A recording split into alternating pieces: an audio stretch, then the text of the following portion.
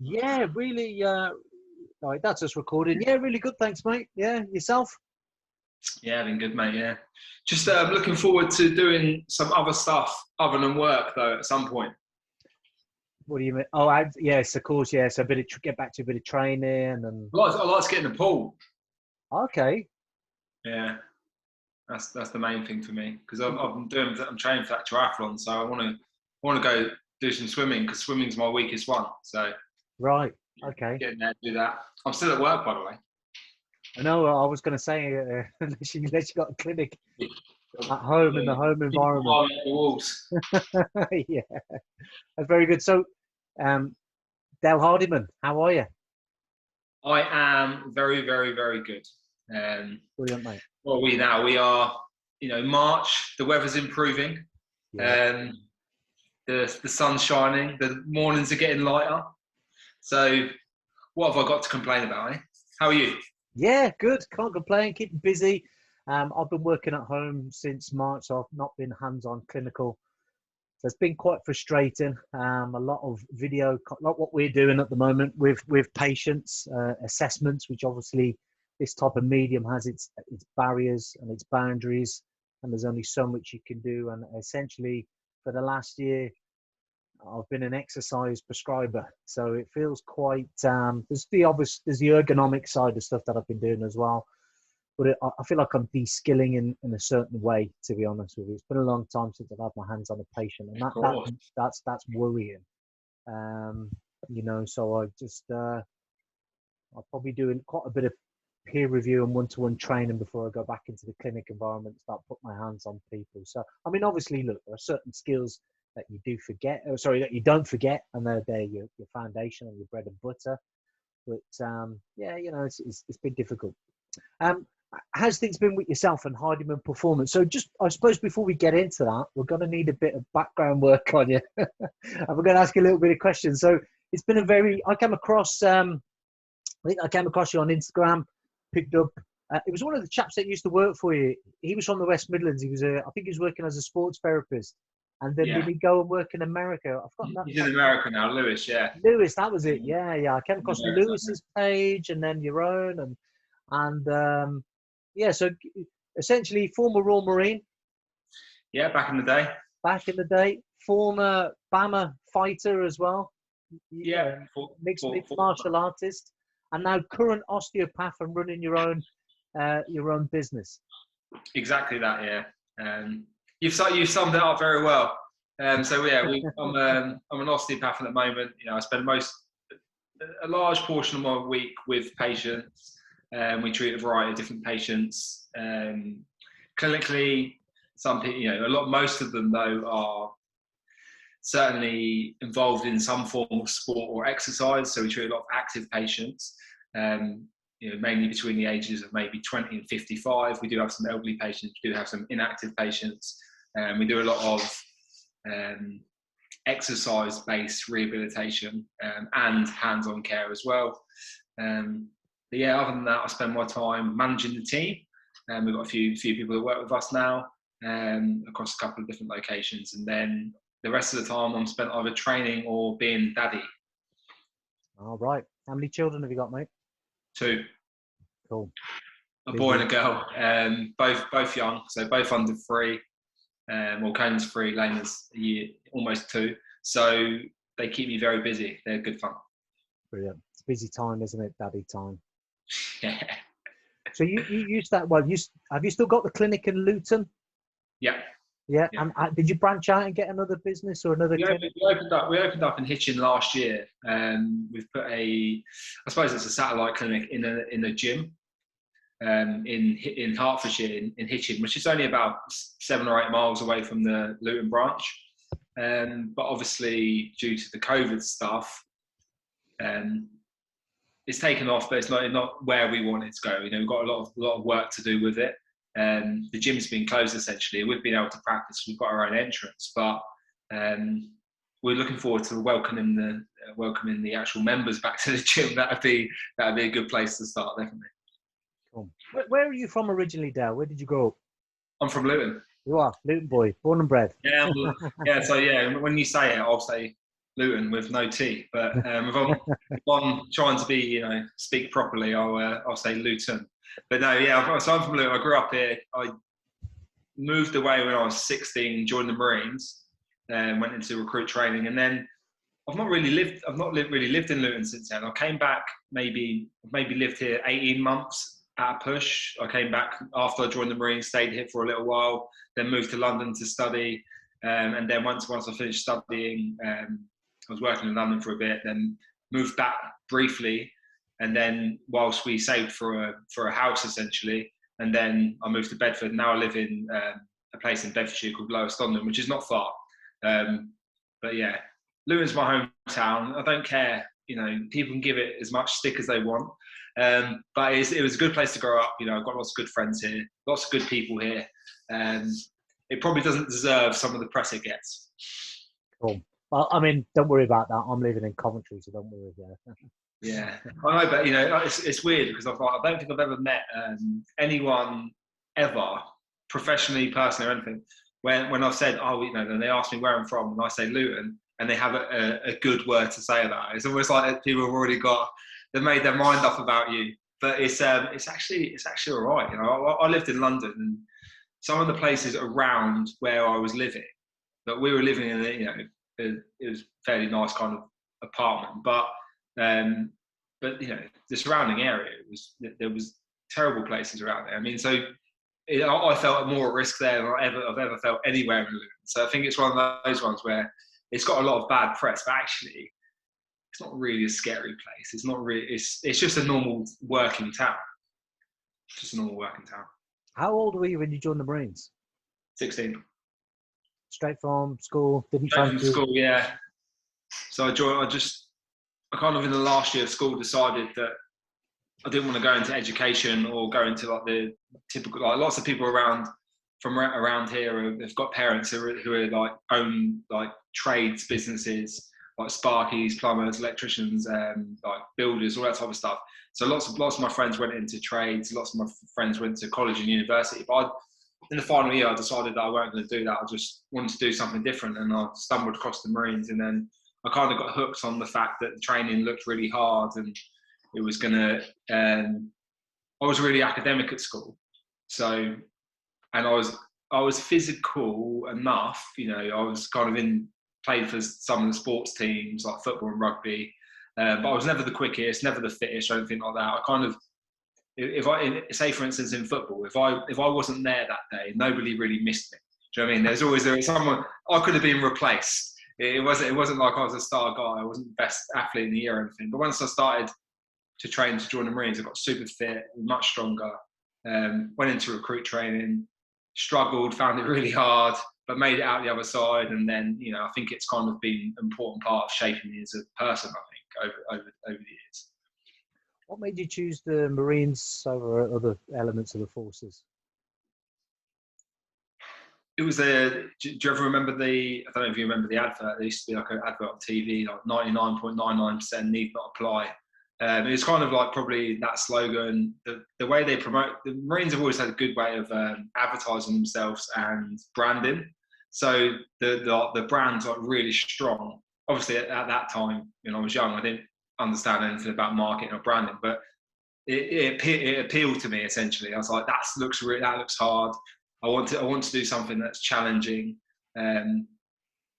Yeah, and then it was challenging for me as a 16-year-old who was kind of a little bit wet behind the ears, and I needed to be pushed in that type of sense, and I did, and I got through it.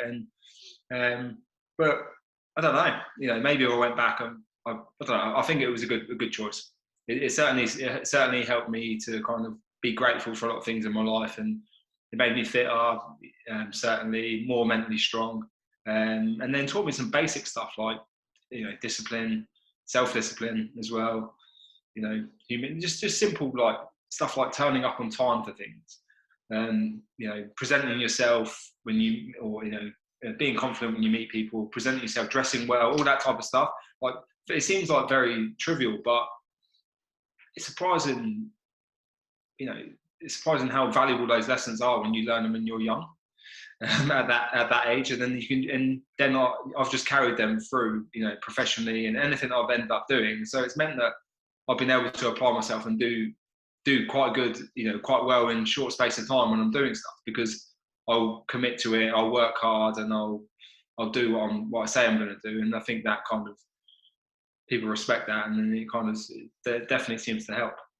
Yeah, no, I couldn't agree more, mate. That type of stuff, at some particular point, they used to teach that in schools, and then they suddenly lost it. Yeah, the school curriculum doesn't prepare you very well for life, does it? Not from what I remember. There's a lot of stuff I've had to figure out over the years myself. But yeah, certainly, taking someone when they're young and kind of malleable at that age, for Royal Marines training, they've got the kind of the core set of values that the Marines live by and practice with, and they're a good set of values, and they learning them early is useful for life, definitely. Did you pass out full time? Through the whole selection process. Did you get through it the first time? Like, so from beginning, yeah. Or did you get back squadded or any? No, I got back. Yeah, so I made it through my same troop up until about week 26, and I was struggling at that point, to be honest. I was really, really fussy eater, and I'd never really correlated any of this stuff until at the time to what I was doing nutritionally or anything like that. But I went into training like really physically able, and then throughout training, it really beat me down. But when I was living at home before I joined, I had the choice of foods that I could make, etc., that I liked. But when I went to training, I didn't realise till later, I was kind of was really fussy and wasn't eating very much, and I was losing a lot of weight. It was affecting my ability to do tasks, etc. On exercise and stuff, I was getting really fatigued, and I was just getting through from gritting my teeth and just willpower. Anyway, about week 26, when I done final X, got to the end of the exercise, and my kind of corporal pulled me in, and he's like, "Look, you're not quite where you need to be at the moment. Physically, you're a young lad. You need to go back and do those 4 weeks again." Obviously, absolutely broke my heart at the time. I'm pretty sure I did cry in the office when he told me I wanted to get through my troop. I was right near the end. I only had that was final X. I only had 6 weeks left until I passed out training.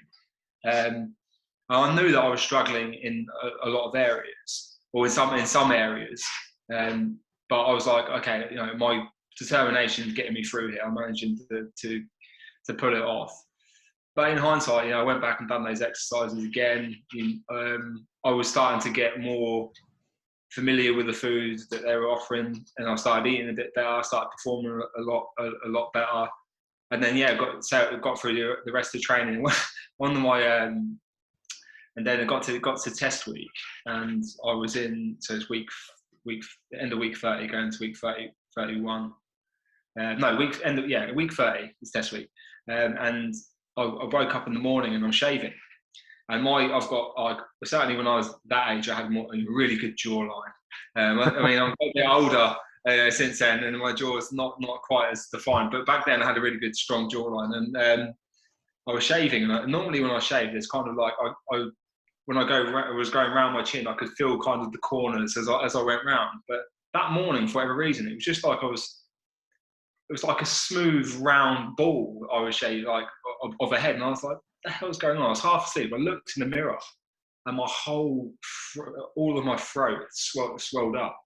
And at the time, there was at the time in Luton, there was loads of mumps were going around. It was to do, and loads of lads were catching mumps, and I'd caught the mumps probably, I don't know, whenever I went back, before that test week, I caught the mumps from someone back home. So I had to then go and do the commando test with mumps, and I set off in the endurance course as the first test, and I set off on that day on the first test for the endurance course in the second syndicate, because I was I'd been in training a bit longer. I was fitter than some of the lads. I had a bit of extra time almost. I was fitter than some of like most of the lads. So I set off in the second syndicate of, I think it was about 12 or 13. So there's about 36 or 38 guys doing it that day. You went off in the syndicate of 3. So first guys went off. I set off in the second syndicate. Within 30 seconds, I realised that I was in big trouble, right? And the guys I was running with, like, Dale, what the hell's going on? Come on, we need to get a move on. Anyway, the first mile or so, I believe, it may even be 2. I think it's first mile. You have to travel it together, because you do this obstacle called the sheep stick, where one person goes on one end of this kind of pool of water that you fully submerge yourself under. Another one of the lads goes on the other end, and then you go through. One pushes you through, and one pulls you out the other side. So up until that point, you have to stay together, and then after that, you can kind of thin out and do your own thing, sort of thing, and get around the course. And we got to that point, did that. They ran off, and for the rest of the endurance course, there was just people just taking over me, and I was like, oh my god, I'm gonna fail this. And I just kept pushing through. Got to the end, and my PTI was like, fucking hell, Hardiman, like, where the hell have you been? You go, and I was like, yeah. And he's like, well, good effort anyway. Go, come over it, and then you go onto the range. You have to hit a certain amount of targets with your rifle. Your rifle's got to be fully serviceable at the end. But anyway, I made it through the test. But I'm pretty sure I should have got around 63 minutes for the test. And you've got 72 minutes, I believe, from what I remember, to do it. And I got like 71 and a half or something like that. So I just like barely scraped it. But then we done the other test, and I was all week I was struggling. But I managed to pull through okay, got through them, and then went on to have a good kind of 5-year career. So good for you. I mean, I think that's the worst thing. Obviously, I no experience of the commando training or the Limster, but when I was in the depot, the worst thing that could possibly happen was to get an injury and end up getting back squadded, because it just meant you were there longer, and it was just like, I just cannot wait to see the back of this place. So it's quite a good, well, I suppose it'd be the initial challenge before you even get to battalion or your unit to be absorbed into another, troop and a group of lads that you don't know, and then you've got to settle in, be accepted, and then kind of go ahead with that again. But yeah, it was tricky. It was weird, because like I was, at that point I was struggling physically, and then I got kind of better and better physically as we went throughout. And then it was weird, because almost like I passed out of training. I was 17, and then shortly after I turned 18, it was almost like I'd completely transformed physically at that point. I just was much stronger, and it's probably to do with nutrition. I was eating more, and I could choose my own food and all that type of stuff. And and people were kind of like, lads that I was in training with was kind of looking at me like, how have you got so fit, so strong, so fit? And then what it come down to is probably just some basic errors for me when I was in training, and I didn't realise how much of an implication they would have on me physically and mentally. But I've always had the ability to grit my teeth and just try and get through it anyway. So even when it's tough. What were you like with a ration pack then? So terrible. Yeah. Terrible. I was so fussy as a child. I had like some sort of fear, like phobia around food. So I was very, very selective of what I used to eat. And in training, in the ration packs, I couldn't stomach them. I'd be on exercise, and I don't know how I got through the training, to be honest. I look back and kind of how I was, and they would say, look, you have to eat all of your food, blah blah. I was like, and I understood that as from a tactical standpoint, and from you need fuel and all that. I understood that, but if I was to eat some of the food, I'd get sick. So it's sorry, are you past that now? It's good wanting to eat the food, but no, I don't have it now. No, I grew out of it. Because I know you get the extra meal as well, don't you, at night time? Yeah. So you can.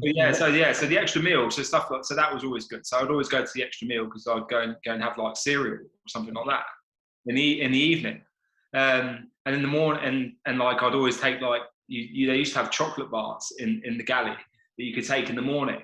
So I'd always take the chocolate bar, or I'd take, I'd have toast or stuff like that. But I just wasn't getting enough. I wasn't getting adequate nutrition. like I said, I didn't realise that till I started to think about training later on. I remember when I was in a week, the early parts of commando training as well. And you'd be in the gym and you're learning. When I first started to learn how to rope climb, and lads were flying up the ropes, and I was really struggling. I was like, "What the hell is wrong with me? Like, how come am I that pathetic? I can't get up these ropes." And there's a lot of technique involved. But I was like, when I was doing pull-ups, I was stronger than some people on pull-ups, and then on ropes, they were flying up there. Once again, it wasn't until I trained to be an osteopath. I looked at the shape of my legs, and my legs are kind of, there's a huge gap in between the middle of my legs and the way they're structured. The kind of for people that aren't physios or osteopaths and stuff, they kind of what you'd imagine a bow legs to look like. They're my legs. So understandably, when I was probably trying to climb ropes, I was having to squeeze a lot harder with my adductors to try and initiate a squeeze, and it all kind of made sense later. But at the time, I was just like, and obviously I passed those tests, but yeah. You must have an amazing guard on the ground then. I do have a great guard, yeah. I do have a really good guard, yeah. It's true. So how long did you do in the Marines? 5 years. Brilliant. And did you say you went into recruit training as well? So did you go back to depot as an instructor? No, I didn't go back. No. So I did 5 years, done a couple of years as a general duties rifleman within a fighting company. I've done one tour of Afghanistan in 2006 as a rifleman. Then I went back in 2007, 2008 winter tour, Herrick 7, and did. I was a mortarman at that point.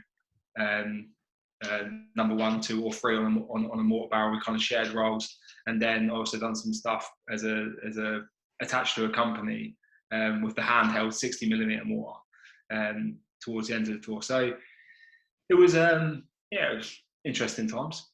What made you leave? I was always planning to leave. I was always going to join and then leave after a few. I wanted the experience more than anything. I wanted to do something that was really outside of my comfort zone. Like I said, I was at school. I was academic. That was my. If I had a superpower, it was maths. I was very, very good at maths, science, like those subjects. Like I was just logical thinker. I had a really good memory. But physically, I was average. I was in the top set in PE at school, but I was kind of like towards the kind of middle to bottom of the top set. There was lads that were much, much more physically able than me. So during the armed forces, like I never had any ambitions to join when I was 13, when I was 12, or anything like that. I never had any family members that I did. Both of my grandparents were in the armed forces, but that was kind of like national service type stuff, and it wasn't really it wasn't a big theme in my family. But then, there was no other people around me, role models and stuff that joined. I just kind of seen it as an opportunity to go and do something that was well outside my comfort zone. I needed something different. I wanted to do something different to everyone else was doing. But yeah, 5 years was enough for me. I think me and my fiance, who I'm with now, we've got two kids together. We were together back then as well, and it seems like a long time ago. But essentially, I left to be with her. Because it was putting a massive strain on our relationship. I wasn't planning to stay for a longer period of time anyway. I mean, the only other thing I would have liked to then, I was thinking that at some point I was going to go and do special forces selection. I started training for it because me and my fiance split up. We were just boyfriend and girlfriend back then, but we split up for about 6 months. So I started training for it, applied, and then we got back together. So then I just took that out and put my notice in, sort of thing. Who knows? It could have been different if Debbie was, we split up and we weren't together. Maybe I would have stayed in. But then again, one of my dearest friends on this earth, Chris Harrison, bless him. The next tour that we went on, or they went on, I was at home. Got blown up and lost his life. So it's like one of those things. And I no doubt would have been in the section with him. on patrol. So it's interesting the way things work out. Yeah, very similar situation with myself, mate. When I was on CO's orders, the last one that you do before essentially you leave, it was both me and my best mate. We were going to get out and be teachers. We are going to go back to night school. We were going to teach. We've done a bit, and like yourself, we joined for a good time, not a long time, and we were getting the best out of what we could from the military. And then when it came to leave, he was in front of me, and he went in on commanding officer's orders. And obviously the CO says, right, look, there was quite a lot of us that were getting out. There was a lot of people PVR in pre-voluntary release. And he said to my pal, he said, what will it take to keep you in? And he turned around, he said, fund my degree. And CO shook his hand, he went, done. And he come out, he waited to CO's orders. I don't know whether that was always his intention, but he waited to see the commanding officer. There's so many people before you get to the CO. And then the CO said, yeah, done. So we stayed in. And then he came out, as he walked out the office, he was straight in to see the badge. It's the regimental sergeant major. And he was on a promotions card. No way. They stuck him on a Lance Corporal, an NCO's card. Ship them off. We do them, the guards do them down in London and Purbright with the Paras. So he sent them off on this course. And I was next to him. And the CEO said, right, is there anything we can do to keep you in? And I was like, no way, I'm out. And he went, right, good luck. Yeah, see you later then. So, but the problem is, I'd got out in September 2002. My battalion was dispatched to Iraq, the second tour. I can't know of it now, but anyway, they went to Iraq in March or April. No, it was March. Sorry, they must have been in Kuwait first in March 2003, and he was killed in April. And, that was in Telic. Yeah, Telic, yeah. And he was killed in April 2003. And it's a weird. I don't know about yourself, but I carried quite a lot of guilt, because I guarantee if I'd have been in, I'd have been in the back of in the Warrior with him in this section. And we were like that, thick as thieves. And you kind of, it took its toll. It does take its toll on you. Do you know what? I think, yeah, I mean, it definitely affects me. I think that was when I was in, when I was serving, we lost lads that I was friends with, but not that close with, not best mate, one of my best mates. But then when Chris died, I think it was the first time that anyone that was like I was super close with had died. Like someone who I was like, basically great. I consider him like, I was at his wedding. I consider him like one of, like my brother basically. Although I'd had grandparents that died before then, like say once again mates that I was friends with, that would have beers with and stuff like that in the Marines. Really super sad. But then that was a different like level of like, oh fuck, that and I didn't carry any guilt. It was weird. I think, do you know what I did when I left? I don't know if you did the same. When I left the Royal Marines, maybe it was after Chris died. Maybe that was the catalyst for it. I'm not sure. But when I left the Royal Marines, maybe it weren't straight away, but certainly after maybe it was after Chris died, which was probably about 9 months later, after I left. I kind of like separated myself from having anything to do with the armed forces at all. It was almost like having a breakup with an ex or something like that. You just like delete them from your phone, don't want to hear from them. And it's kind of, but I didn't realize it was happening. I didn't realize I was doing it or anything. I just kind of blanked it out, almost forgot that I was even in the armed forces for a few years. And then, but it only really came up, the Marine stuff only really came up maybe a little bit when I was fighting. I kind of used it as a bit of branding. It was something, that differentiated me from a lot of fighters, the background. So it was useful to have. But yeah, otherwise I didn't get engaged with it at all. And to be honest, I didn't speak to a lot of lads for years. And then maybe the last 6 years or so, then I started reconnecting with people. And I didn't go to a Remembrance Day ceremony or some like a service probably up until a few years ago. Very, very, very interesting. I didn't take my medal out. You know, I had a beret at home, but the last beret I owned went in my dad's coffin.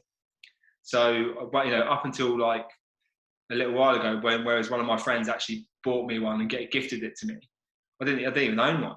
Whereas like that's like was a very important part in my life at one point. But yeah, it's weird. I had this kind of mourning period. It probably was Chris dying that was the catalyst for it. I'm not sure, but also I feel like it was like there was something to do with, I don't know whether it was to do with kind of a bit of loss of identity when I left, or yeah, I like kind of went from being, you know, a Royal Marine, you know, good at what I did at the time, considered, you know, very much considered elite soldiers, very, very fit. I came out and then essentially went from being that to being, I didn't have any clear you know, identification, you know, at the point that I was like, you know, I ended up, you know, I was doing, you know, having to like labour for, you know, friends on sites, or I was doing, I've done some cleaning and I've done some driving, you know, like I just, there was nothing, I didn't have anything that I knew that I could do more than that. But then obviously I then applied to go and train to be an osteopath, and then yeah, that was where that went with that. But I think fighting, getting involved in mixed martial arts, kind of helped me to get through that period. How did you get involved in that? Yeah, so I was always interested in it. I thought it was quite. I liked the sport. When I was younger, I used to love martial arts. I like, as in films, like, you know, comic book characters or cartoons, and, you know, Teenage Mutant Ninja Turtles. When I was young, I used to love it. Like Thundercats, anything where there was like fighting, martial arts scenes, I always loved it. And I was a bit of a wimpy. I was a wimpy kid up until maybe 10 or so, something like that. And my dad used to like always encourage me. He's like, come on, let's get you down. You know, you like doing martial arts, messing about. I used to mess around at home and fight with him and stuff. But I, you know, wasn't really sticking up for myself when I was at school. And he's like, let's get you involved in that. And I'll tell you a story. One day, this kid, he kept kicking me. I went home crying. My dad said to me, like, next time he kicks you, you know, kick him as hard as you can. Like you can kick in the football, taking a free kick or a penalty or something. Kick him as hard as you can in the shin. So like as hard as you can, like kick with everything. Like doesn't matter if you hurt your foot, kick him hard, right? So that the kids kicked me the next day, and I've kicked the shit out of his leg, like literally with everything that I've had. And he's then running around the play or hit the floor and crying his eyes out, and teachers have come over, and I've got trouble for kicking this kid. And I've gone home, my dad's like, yeah, well done. That's, you know, you stuck up for yourself. And it's probably the first lesson I learned about sticking up for myself. But then later on, maybe a few weeks later, I can't remember the timeline exactly, he brought me to my first Thai boxing class. And I went to this kind of community sports hall, and there was like, you know, a guy called Bob, and he was teaching Thai boxing to children. And I went there for a few weeks, and then one week I went back, and on the Friday, and it was on Mondays and Fridays, I believe. I went on the Friday, and I went in there, and everyone was wearing kind of, you know, at the time I didn't know what they were wearing. It's like these white uniforms, like martial arts uniforms. And I looked in there, and I was wearing my shorts and t-shirt, and I was like, everyone's wearing these uniforms, and there's obviously some sort of grading or something was going on. But I was unaware of it. My dad might have been aware of it. Anyway, once again, wimpy kid, ran out crying, chased my dad down the road, ran after his car, and hopped back in the car. And he's like, no, go in. I was like, I couldn't do it. I couldn't get myself together and go in. And then but then throughout my teen years, I kind of dropped in and out of doing bits and pieces then. So I've done a little bit of boxing for a couple of weeks or months, and dropped out. And then I've done a little bit of Thai boxing again, and then dropped out. Never really stuck to anything, but always had an interest in it and always liked it. When I was in the Marines, there was more lads were starting to do that type of stuff. So I started doing some bag work with a few people, and some hits and pads and stuff like that. And then I started to watch a lot of UFC, and I was like, oh, this is really, really interesting. And And I was like, oh, yeah, but I'd never ever thought to myself I'd ever do it. Do you know? I was just like, that's like a really cool sport. And then I left the Marines, so I wanted I wanted something to train in that was going to keep me really fit, because I was really fit at the time. I was strong, fit, and I'd done all that, training up at that point. I was like, what can I do? And I knew that the mixed martial arts was a tough sport, and I knew that you had to be fit. So I went down to the local gym and just started just going to all the classes, and just got obsessed. And I was competing very, very quickly. I was already physically fit. I was strong. I was robust because I've done a load of training and was into my training. I grew up in Luton. We had a few fights here and there when we were kids. I kind of understood a little bit about how to take a punch and maybe give a couple back. And but to be honest, I started off with being very maybe just fit, strong, and tough, I suppose, and then eventually managed to strap some skills onto it as I trained more. And then that was it. Yeah, I started. This is mad, really. From the day I walked into this, I don't know if you know this. From the day I walked into the gym to do my first official MMA class, to the day I had my first professional MMA fight, was 9 weeks.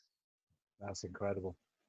Right, and what happened was, I was supposed to be, after about 6 weeks, I fought on a show up north, which was like an amateur show, and I had 2 fights that day and won both of them. And then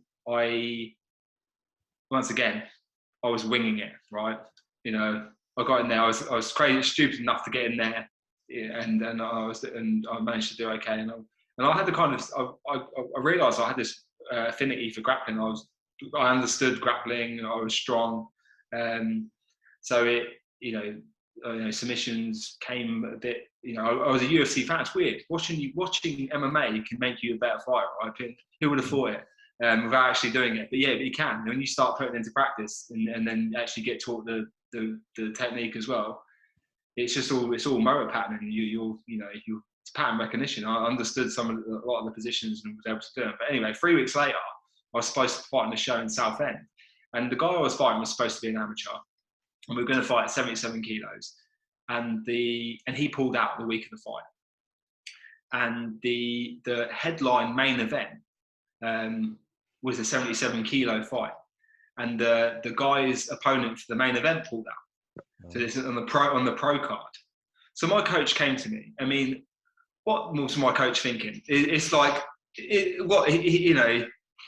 unless he knew something I didn't know. But anyway, he come to me and said to me, there's this guy, your fight's pulled out. There's this guy that's fighting at, when I think about it, it's mad. It's a crazy story. A guy fighting at another guy at 77 kilos.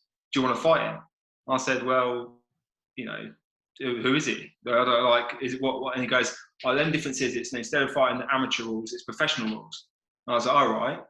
And he's like, it's just he goes, just some grappler guy from London.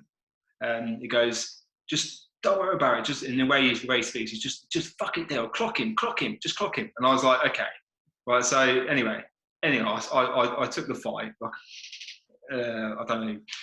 I stupidly took the fight. Anyway, the guy that I was fighting was a very well-known guy called Jude Samuel. And if you're involved in grappling in this country, you may know him. He's like the first British black belt. He's trained under Roger Gracie's dad. What's his name? Something Gomez, is it? Mauricio Gomez. Mauricio Gomez, yeah. Mauricio Gomez, trained under Mauricio Gomez. And he had his own grappling school, gym, all that type of stuff. And he was dipping his toe in MMA, basically to kind of, show the world that show the UK that he can do a bit of MMA as well. And I lost in the first round through armbar, and in the process, he actually knocked out my 2 front teeth. And I remember him locking in the armbar, and it was so deep, and he had it so extended that I was tapping with my hand and my feet, both feet, and shouting as well. So to let go. But it's weird because then I just went after that. I was like, okay, I'm going to commit myself even more to this now. And then I just was training like a lunatic, and just I went on a tear day, and I was beating everyone, you know, for a period of time. And yeah, it's weird. I mean, I certainly I had no place being in there at first, and in fact, probably through my whole MMA career, every single person I fought, whether I beat them or lost to them, they were all definitely much more experienced than me. I suppose you had that edge, you know, that fitness, that level of fitness, marine fitness. Do you know what I mean? And that can get you a long way, especially in the amateur ranks. You know, like just going forward, pure grit, determination, just constantly growing, sprawling, trying to take them down. You know, that would have stood in your favour, definitely. Yeah, so I had that fitness. I was strong, and then like I said, like earlier, like when I was younger, it's certainly throughout my life, and my main skill set is the fact that I'm academic, and so MMA is a problem-solving game. Obviously, it gets the problem gets harder as the opponent gets better, but essentially, it's like it's a chess game. So when you're in there, I think in the, you know, certainly I was probably just able to outsmart a lot of people. I was very tricky. I was a bit awkward because my style was kind of mashed together from doing little bits and pieces and learning things here and learning things there. So it was probably, my style was very unorthodox, really. And, you know, and it probably confused people. And as a result, you know, it made me more effective. And also as well, the interesting thing is about MMA is that you don't know what that your opponent knows. Does that make sense?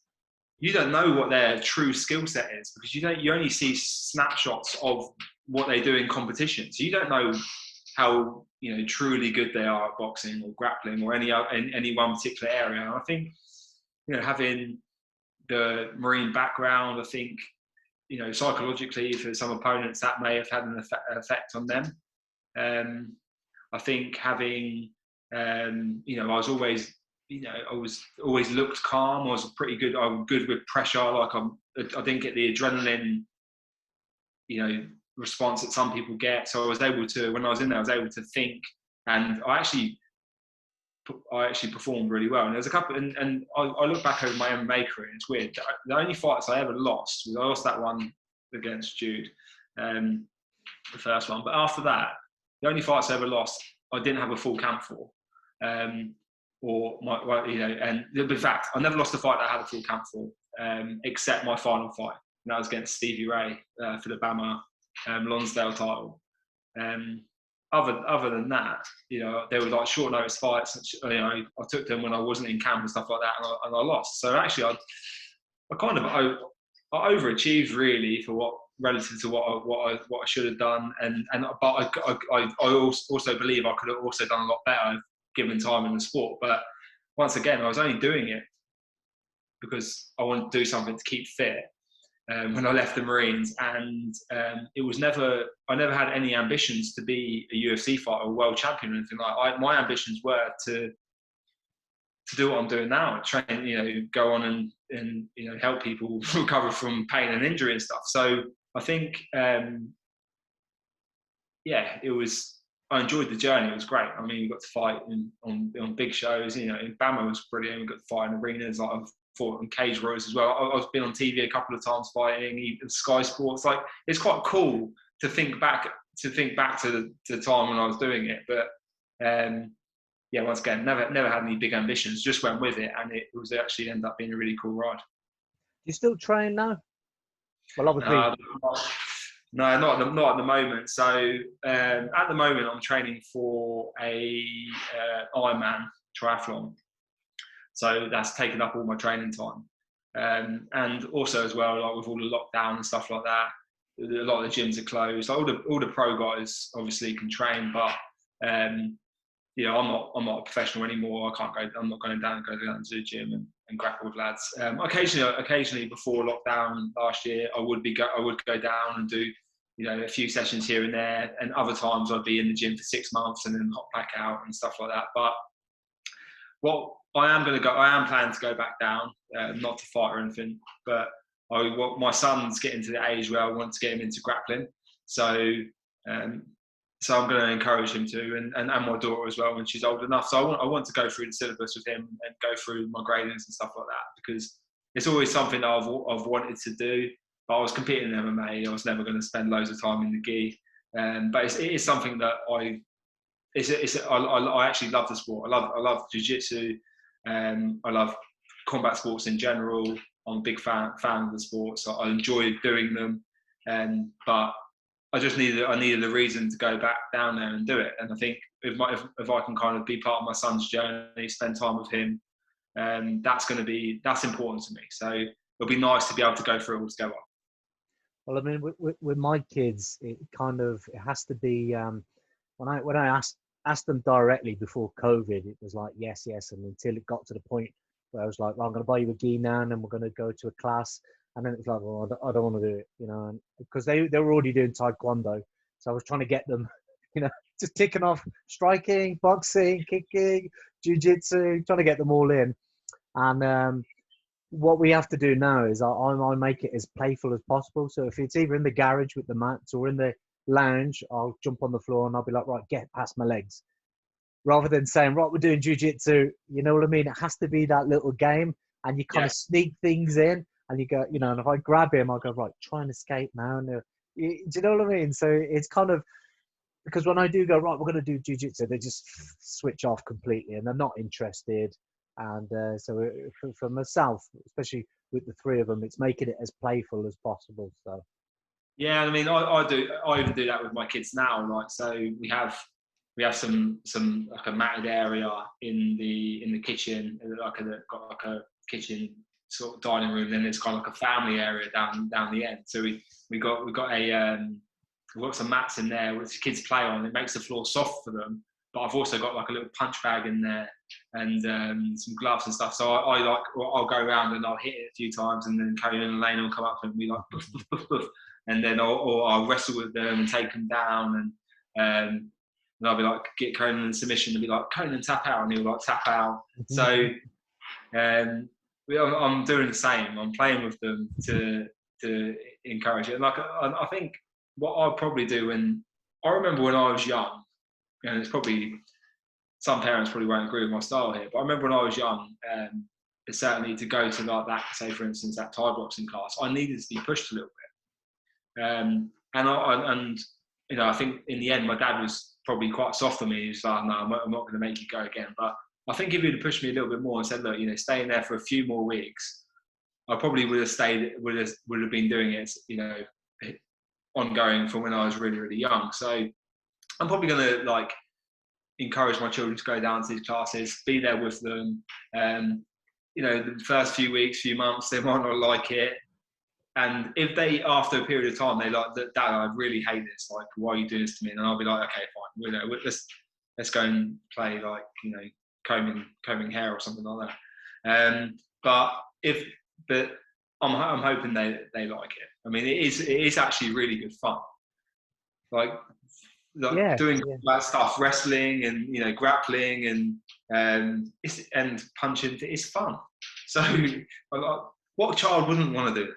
Exactly, yeah. And kids bounce from sport to sport until I think they find their feet with something that they really, really like. And I suppose you have to find that line of being positively kind of reinforcing it and encouraging it, and then being a very kind of, no, you got to do this. Because I could see there's potential, and it's a difficult one. I never want to find myself in that position where I'm the pushy parent saying, you will go to judo, jiu-jitsu, taekwondo, whatever. It just be look, as long as you're doing something, as far as I'm concerned, especially prior to your teenage years, you get the benefits of movement. Your joints have been loaded, your muscles have been activated, you're getting some cardio, you're learning new motor skills. That's absolutely fine. As long as you're doing something, I'm happy with that. Yeah, and I would agree with you. I think, but I feel like sometimes as parents nowadays, and I'd probably fit into that bracket as well. Because I am the softest parent. Like my children could, they could walk all over me if they wanted to. They don't. They're nice little children, but they're good. I'm really, really soft. So, but I feel like sometimes nowadays with children, I think, you know, we are as parents are too soft with them and kind of be like, oh no, just do everything you want to do and type thing. But and unfortunately, that's not the way it works in life. Like there is sometimes you have to do stuff you don't want to do. Sometimes you have to do stuff that you don't want to do for a prolonged period of time, and actually then you then like it. Or I know from my fiance Debbie, she very much would, if she wasn't kind of pushed a little bit, she would shy away from doing lots of things, especially when she was younger. And then if that was the case, she would probably never have socialised with anyone. So I think that it's a tricky balance, but I will expose them to it for a little while.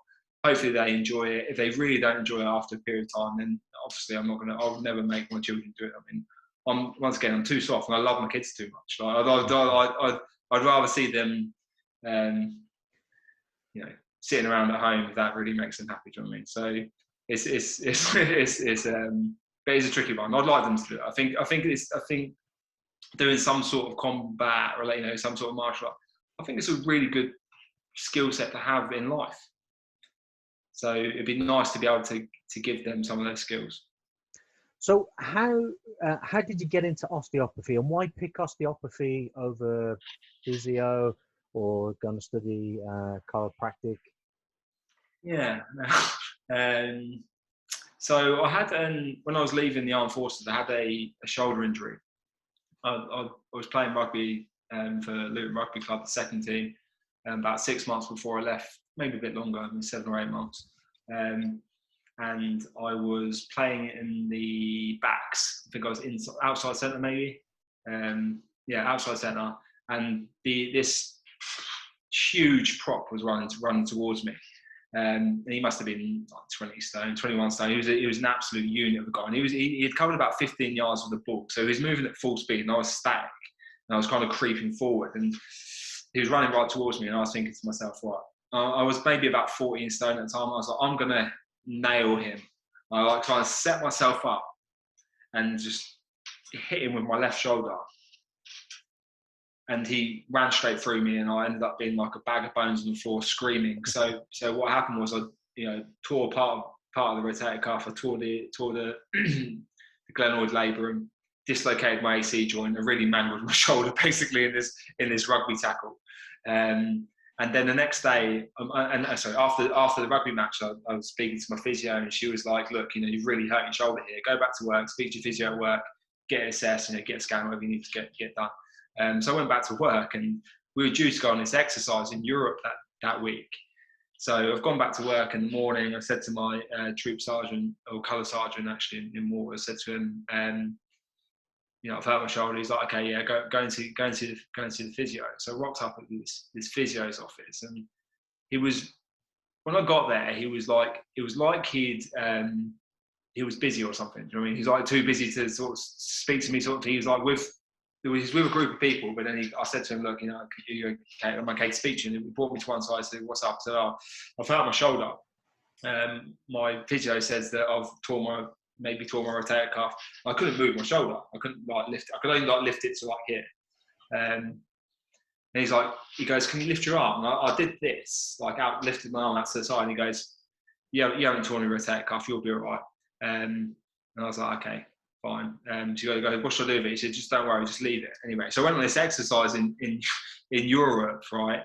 For the next 3 months. And when I got back, my shoulder was in such a bad way. Because I was out, on exercise, it was in acne. I couldn't do any press. I couldn't do anything with it. Like I was in so much pain. But I still cracked on, got on with my job, come back, and eventually got it MRI'd and X-rayed, and I ended up started to work with these. I can't remember I think the guy's name was George. I can't remember their name. Like, it's weird. I can sort of remember. Yeah, it might be. The guy might be. They were working in Taunton. They were a physio and osteopath that worked together, and I think they had a few sports massage therapists and a few other bits and pieces. But started to work with them, and they were doing some rehab with me, and I started to make some nice improvements with my shoulder. And we got to about 6 months of working with them, and they were kind of like, it made improvements, good improvements, but it was kind of like, I think about 3 months, they said, look, about 3 months in, they said, look, you're making improvements. We're going to refer you into the NHS, and we're like going to get you to see a consultant just in case something else needs to be done here, basically. So at 6 month mark, and I've made quite a lot of improvements, so probably about 70% there at that point, but I still was struggling with range of motion a little bit. I was still struggling with low tolerance in my shoulder. I still wasn't doing pull-ups, dips or anything like that, but I was doing kind of, more neutral shoulder stuff. I was doing a little bit kind of stuff with my shoulder at 90 degrees.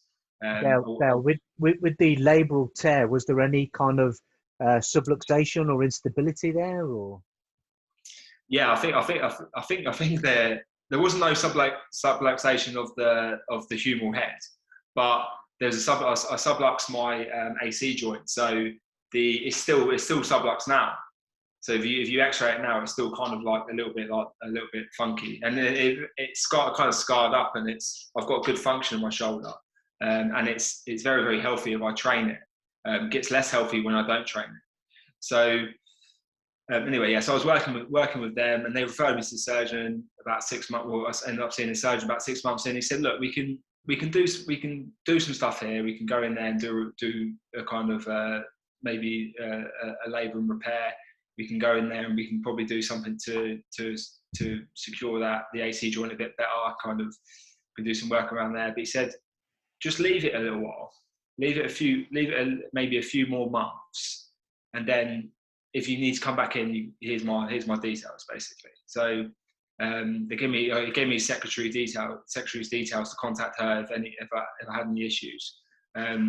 Anyway, so I left it and I went back and carried on rehabbing it. And then within the next 3 months, I'd kind of recovered, which was really cool. And I thought, and that was at the point when I was like transitioning out from the armed forces. And I started thinking, actually, that's actually quite cool. Like what's just happened. I was like, and prior to that, I'd seen kind of osteopaths and physios and stuff, not chiropractors actually, I hadn't seen any chiropractors, but osteopaths and physios in the past, and I had some treatment for lower back pain, because I had some ongoing lower back pain when I was younger, and it kind of persisted up into my early 20s, and then I kind of was able to get over it, but and I was kind of like interested then, but my shoulder thing, because it was traumatic and it was quite a big deal, it really got me interested. I was like, oh, that's, because in my head, I was like, well, it's all still like damaged in there. In my head, I was thinking, how is it damaged and working? I was like, I couldn't, because I didn't have any knowledge on it. I was just like, that's strange. So it's like, but I thought, oh, that's very clever. And then I started reading into, becoming an osteopath or a physio. And to be honest, I didn't really know the difference between the two. And I think I just applied to be an osteopath. And I actually, me and one of my other mates, we actually ended up going on the course together. He was a plumber at the time, and we got chatting. We're staying in a hotel room in Southend. We were fighting on a show. And he was like, oh, I'm going to be changing careers. I'm going to go and be a physio or an osteopath. He said osteopath maybe. And I was like, oh, I'm going to be a physio. And he's like, oh, fuck it, should we go on the course together? So we ended up going joining the course together. And he's still Matt's still one of my really good mates, one of my best mates. And so that's what happened, basically. Brilliant. How did you find it? Well, you said you were quite academic at school. So, I mean, did you, settle in at uni okay? Did you find it all right? Did you get on with most of your peers? Any issues there? Or? No, I got on really well with everyone. And I found it challenging. I was training to fight. I was cutting weight. I was working as a sports massage therapist. I was studying, training to be an osteopath and doing all the clinical hours. And I kept myself really busy throughout uni, so I found it a bit of a juggle in that respect. But like I said, I was very, very fortunate to have I think my skill probably was good memory, right, good recall ability. So if I attended a lecture, at uni, I probably didn't have to go over that material again. If I was there and I was in there in person, I wrote it down, I'd learn it, I would remember, I would retain a lot of it, and then I probably just could read through it. If I did attend a lecture, I wasn't there in person, it would take me a lot more work to so there's still probably some things in my that I'm still a little bit sheepish on at the moment, because I never, in certain areas that just don't interest me, basically. But I think I found the learning part, I was good at learning, and the only thing is I was always good at that. I was good with scientific information, good with maths and stuff. So learning stuff about the body from a science standpoint, and even from a technical standpoint, learning about the way the body moves, all that stuff was relatively intuitive to me. I always exercised, but like I was, when I joined uni, I was dreadful at writing essays, and like you spend most of your time writing these bloody long essays the whole time. So. But as I got on, I got better and better and better. And actually, I'm actually a really good writer now. So it was like the practicing it developed my skill in writing, and I kind of got this. I eventually was able to develop this kind of academic writing style that I don't really use that often, to be honest, because I read papers, but I'm not writing papers, so I don't use an academic writing style. But I can do that. And I ended up getting a distinction in my masters, and I done really well in the course. But the fact that I'm good at retaining information. I'm very lucky that I have that.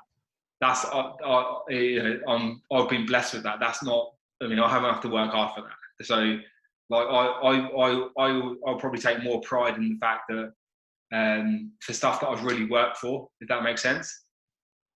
Because when I was just lucky that I had a good memory, and it helped me retain information. It's useful now as well, because I've still retained a lot of that stuff. I've forgotten a lot of it as well, stuff we don't really use clinically day to day. But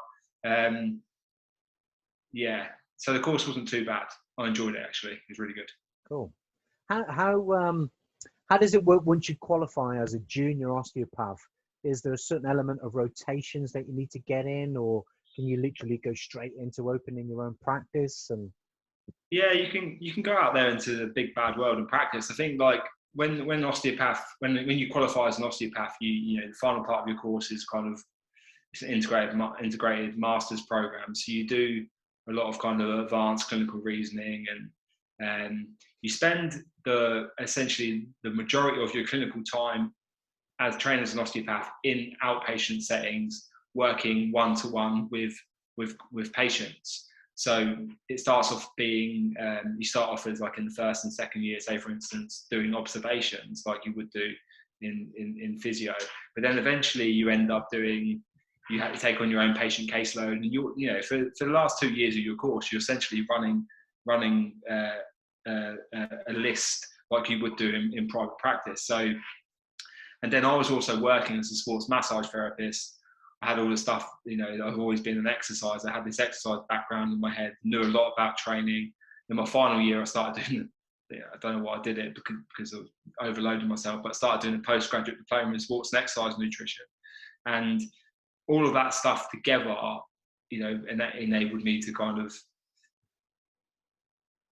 go out there into the big bad world and start working. I think a lot of osteopaths still need a lot of mentorship when they qualify. I think the first few years in practice, you get a lot gets thrown at you, especially if you're on your own. But a lot of people choose to go and work within with established clinics as a junior practitioner, essentially, a new grad, and then hopefully get mentored by the principal and the other osteopaths there, or the physios, whoever's there at that clinic.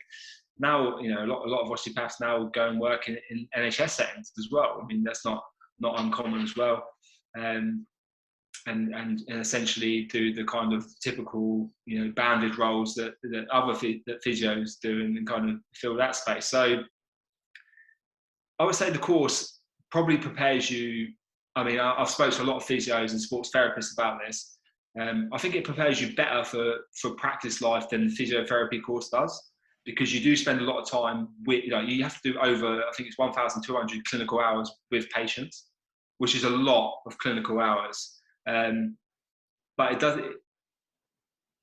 There are big gaps missing from the course, right? So you've got this kind of like real emphasis and overemphasis on manual therapy as a treatment option for patients when they come in, and as a practitioner. And I think certainly when I trained, there was this kind of real emphasis on a real biomedical model, in terms of understanding pain. And because of that, you get kind of a lot of kind of very structural thinkers out of these osteopathic universities. It's evolved now. The model, as the models change and stuff, they're integrating more stuff into the program. But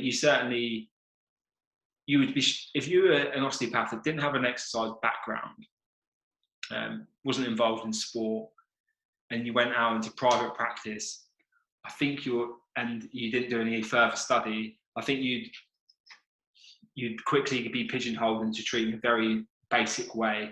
And as you know, and as I know, when you're working with people, people have preferences for one, but but not always what they think they want is what they need to get them better. And if you only got kind of one skill set, in terms of you can only click someone's back, or do some soft tissue work or something like that, your scope of practice is very limited, and you're not going to help an awful lot of people with those skills. So I think it prepares you well for dealing with people face to face, all that type of stuff. The consultation process, you can get by in private practice, but I think you have to go on and then develop your skills as well, like physios have to, like all practitioners should be doing anyway.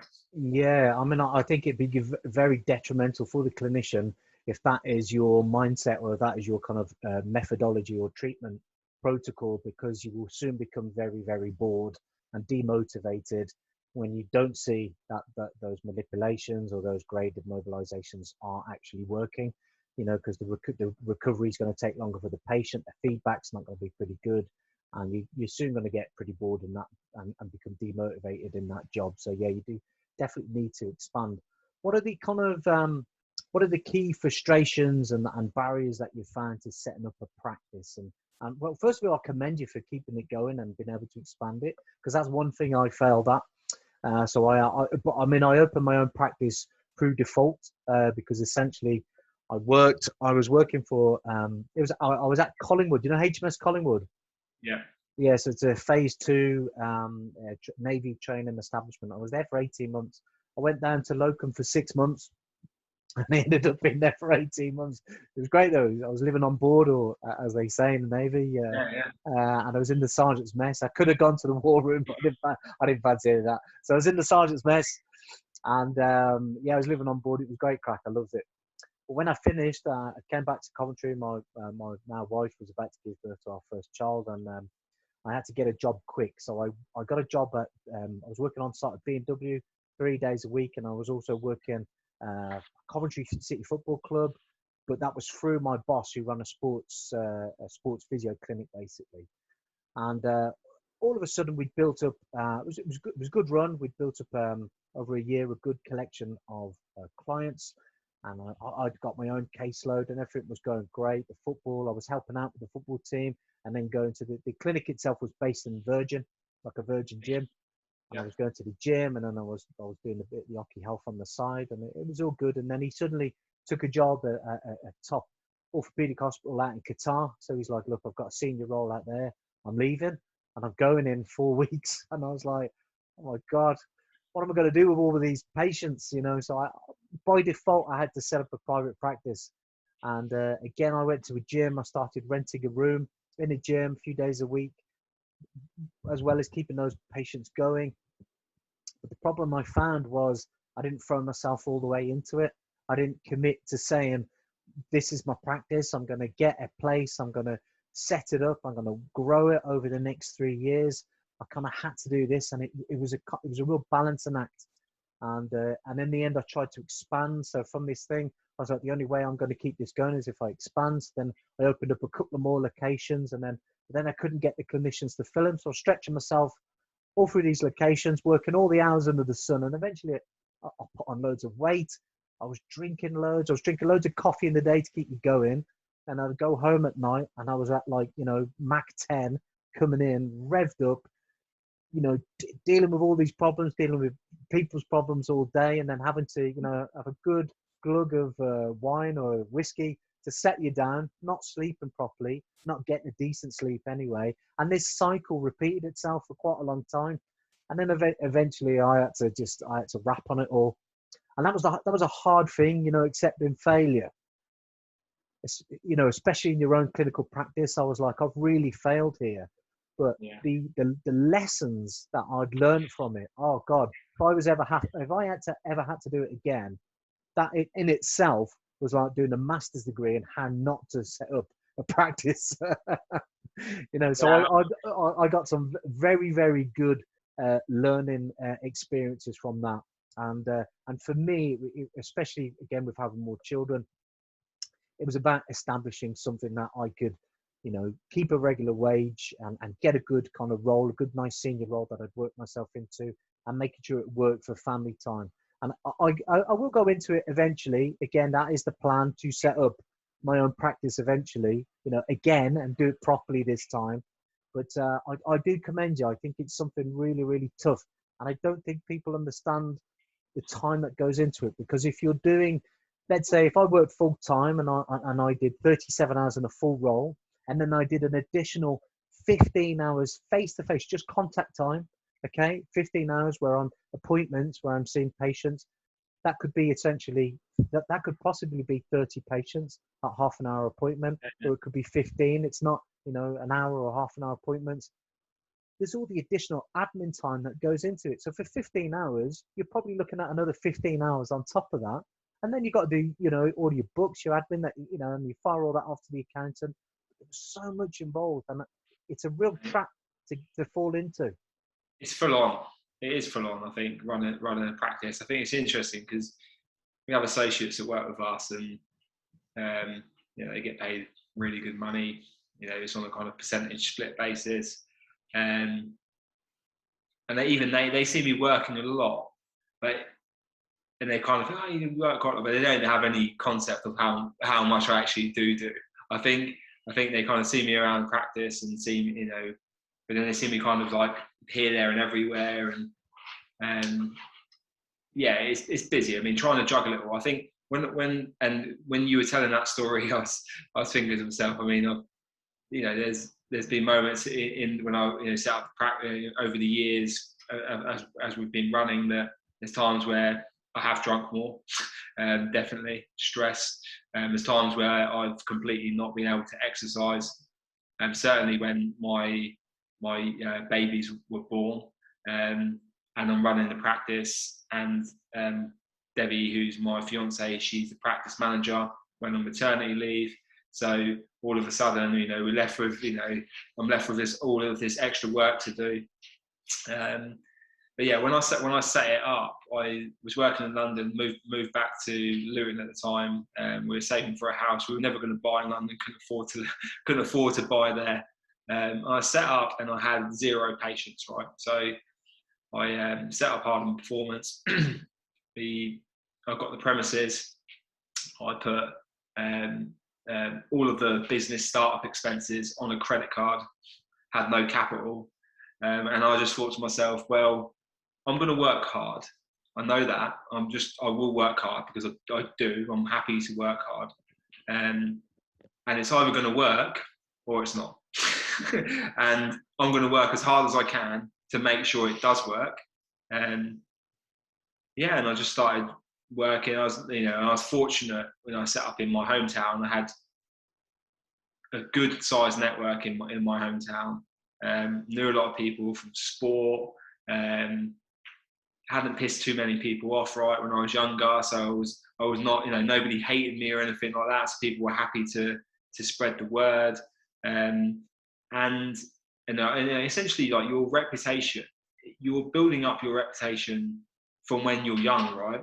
So it's not my, you got your professional reputation that you eventually develop, but your personal reputation as well that follows you around with you. And fortunately, you know, once again, not pissed too many people off over my life. So, and I, you know, I like to think of myself as a good person. So I think that kind of helped me get started originally. The word of mouth started to work for itself, and then eventually I was able to kind of bring some people in, and then naturally as time went on, you know, word of mouth just started taking over. Now, say for instance now, like in terms of patients that come here, like, you know, I don't see any friends, family, you know, close to, so, you know, people like, there's just random people that have just word of mouth that's just gone on over a period of time. And then obviously people will go away, we'll help them get better. They'll go away and then come back maybe a couple of years later. So you've got that repeat business then, and then they're telling family members. And because I've always worked, and I've always have done since I started, I've always worked with, you know, good ethics in place, and, you know, I've always wanted what's best for my patient, and I've always done as much as I can to help them. I always kind of, when someone comes in and they don't need to be here, that they could be somewhere else, I'll push them over there, or, you know, I think that's kind of worked over a period of time as well. But it is very hectic running the practice. I think if I had children now and I was coming out of uni or something like that, or if I so if I was in the position I was now, I had children, house, mortgage, all that type of stuff, I probably wouldn't even bother setting up my own practice. I'd probably just go and work as an associate for someone and get a good wage for being an associate, because it doesn't come with any of the stresses. Like, in terms of like, so fortunately, I've managed to make it work, right? But it has meant stressful moments. It has meant times where I didn't know that I was going to be able to make it work. Like, you know, within the first couple of years where we're moving from maybe, over the Christmas period, especially, I've always noticed around the Christmas period, because December would be a bit more quiet. And then we'd have a big break over Christmas. Cash flow used to get really tight in January, like super tight, like where it's just like, I was thinking, why am I even doing this? This is like, I mean, I was earning okay throughout the year, but then it's just like, but I needed that money to live on. So, but then eventually it got a bit better. And then obviously we had COVID last year, which made it super tricky again, you know, all of a sudden. And so I run Hardiman Performance, and own Hardiman Performance, but I also, you know, over the years, I ended up getting involved. I ended up buying a hair salon of all things. No one really knows this, right? So I ended up buying a hair salon. And last year when COVID hit, I had this, all of a sudden everything was closed. Yeah. So all of the cash flow pulled from underneath the rug. I was sitting at home, and we were due to move house last year. Sitting at home, speaking to my fiance, I was like, I don't know what we're going to do. I've got no idea what we're going to do here. Like, we're supposed to be moving this year, so we end up pulling out the house we were going to move into, right at the start of the year. So I was like, that's too risky. We can't spend all that money. We don't know what's going to go on. And then, then we were able to, you know, pivot a load of patients over to virtual, which was good. Not everyone. Most people didn't really want anything to do with virtual, right? So we got enough patients to get a bit of income coming in, and then we were able to then, once the furlough kicked in, we were able to furlough the employees, which was good. And then once we got back into clinic, we had to have like big like fallow times in between appointments. We had big gaps between, which made the list very sparse throughout the day. Really, we were busy, but we could only see a certain amount of people, which meant you can't earn the same amount of money. But then that naturally fizzled out. And then but at the end of the year, last year, we had the best quarter we ever had in the final part of the year, right? Ever. And then this year, we've had the best start to the year we've ever had. But we're down from where we would have been. We're definitely down from where we would have been. So it's had a financial impact. And then, you know, in terms of the salon, That was basically closed for most of last year. It was only open for a few months, and it's closed now. It's not been open at all this year. But fortunately, that town is losing money right now. But it's like some of the furlough scheme and the government grants, the local area business grants and stuff, have kept that business afloat, because, and it still cost me money, and it's kind of been bleeding money, but the losses have been minimised by the fact that there was some support in place. And if there wasn't any support in place, that business would have gone under. Yeah. I would have been able to keep Hardiman Performance open, but I wouldn't have been able to keep that business open. So, yeah. When it came to video assessments, how did you kind of bridge that potential issue of saying, look, we can do a video assessment, but I've got to charge you for it? I was just upfront with people and said to them, look,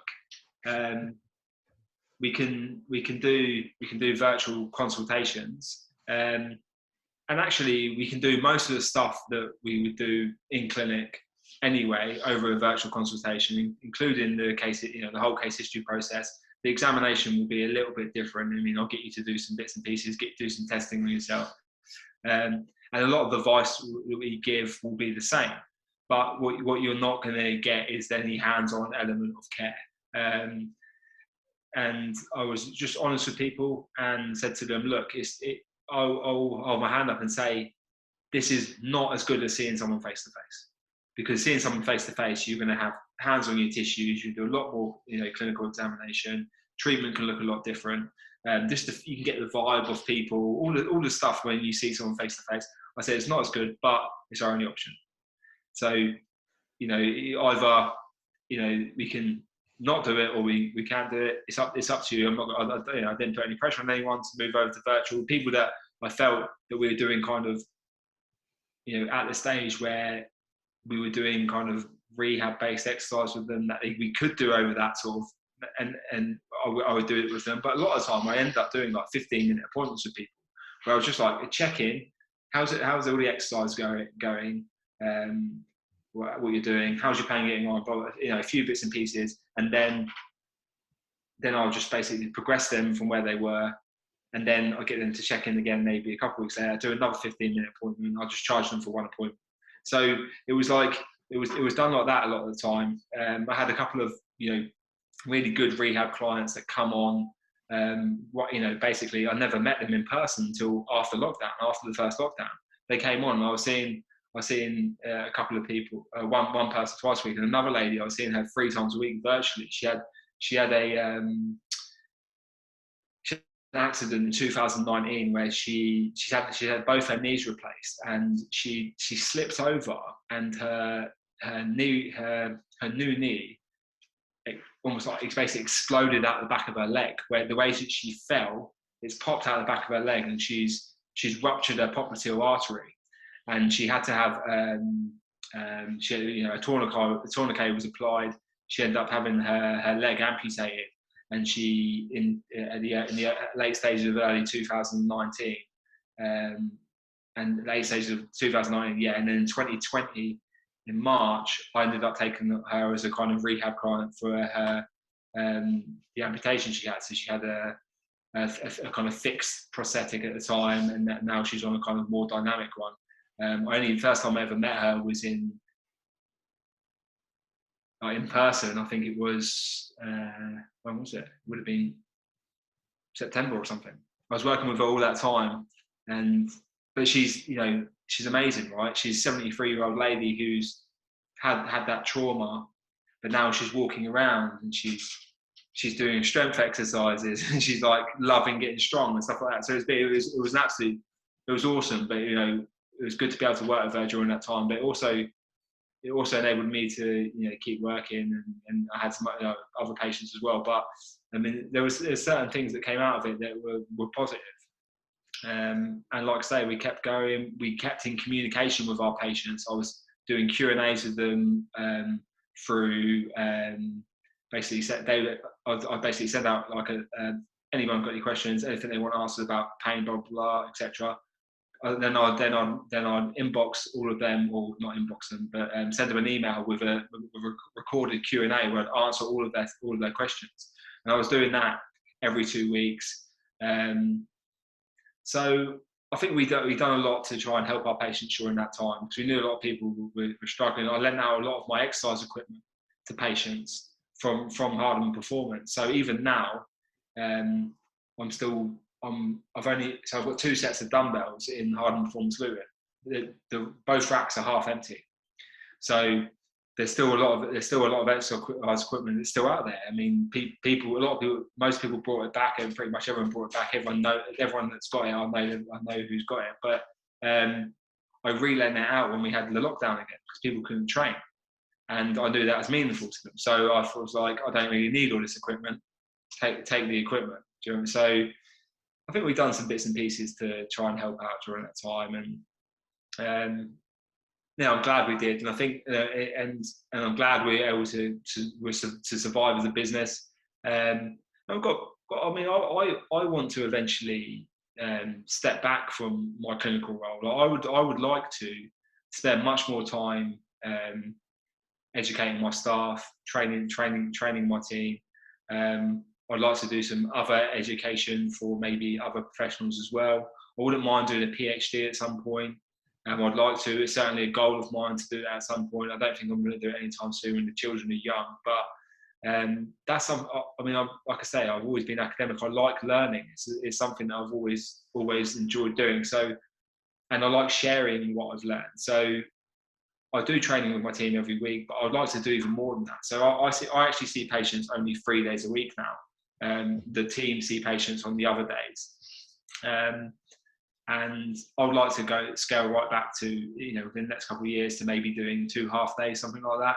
And then the rest of the time, I'd like to be training my team, running the business, and then maybe if it's viable, start doing some proper studying again, not just doing like the odd CPD course here and there, but actually get stuck into some proper study and do some research. I'm not sure what I would do it on. I would like to get involved from that standpoint as well.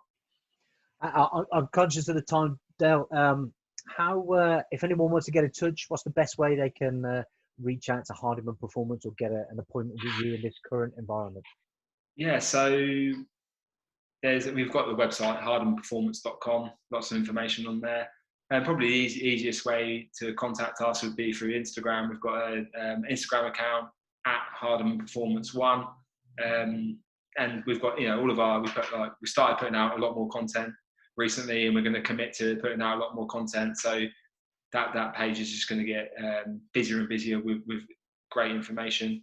But yeah, we're always receptive to answer any questions or anything like that. Very approachable. So if you have any questions or anything like that, fire them over. I'm happy to help. Brilliant, mate. That's awesome. Listen, thanks, buddy, for your time tonight. Much appreciated. If you just stay on after this, I'm going to take it off record in a minute. I've got a couple of things I want to share with you. And it's been brilliant. Good chatting with you. And I'll get this up on the podcast as soon as possible. But Dale Hardiman, Hardiman Performance. Thanks, buddy.